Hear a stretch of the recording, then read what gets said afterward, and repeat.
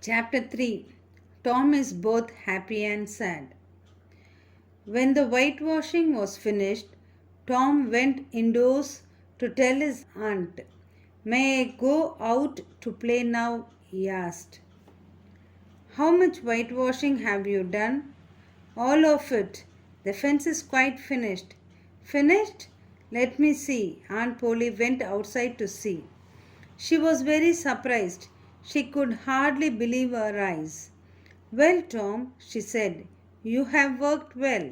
You can work when you want to, but it's not often that you want to, is it? All right, go and play, but don't be late home. Aunt Polly smiled at Tom very kindly. She fetched the best apple from her cupboard and gave it to him. Tom ran off. In the street, he met Sid. He threw some stones at him. Then he ran on to the village. Most of his friends were there. The boys divided themselves into armies. Tom was the captain of one army. His friend Joe Harper was the leader of the other. The two armies had a fierce battle. In the end, Tom's army won. Then the boys began to feel hungry and they went home. On his way home, Tom passed the new boy's house. Tom looked over the fence into the garden. He did not see his enemy there, but he saw a lovely girl. She is more beautiful than Amy Lawrence. She is the loveliest girl in the world, Tom thought. He stood there watching her for some time. The girl did not look at him. Then she moved slowly towards the house. When she reached the front door, she suddenly turned. She threw a rose over the fence to Tom. Tom ran and picked the rose up. Then he put it carefully inside his coat. He waited for the girl to appear again.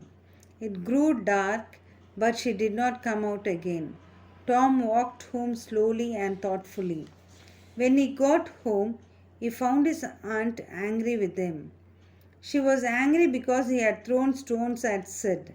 Besides this, he had stolen some sugar from her cupboard. Sid, a better boy than you are, she said to Tom. She went into the kitchen to get something. When she had gone, Sid put out his hand to take some sugar.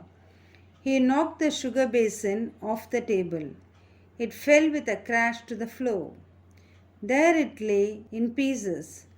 Ha, thought Tom. Now Aunt Polly will see whether Sid is better than I am. His aunt, hearing the crash, came running in.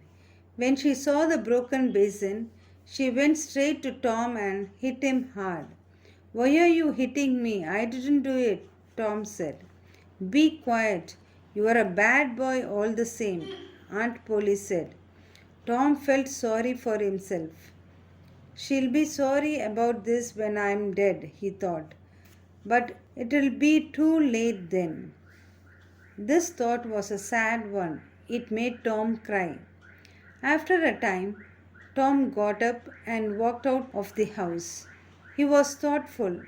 His thoughts were sad ones.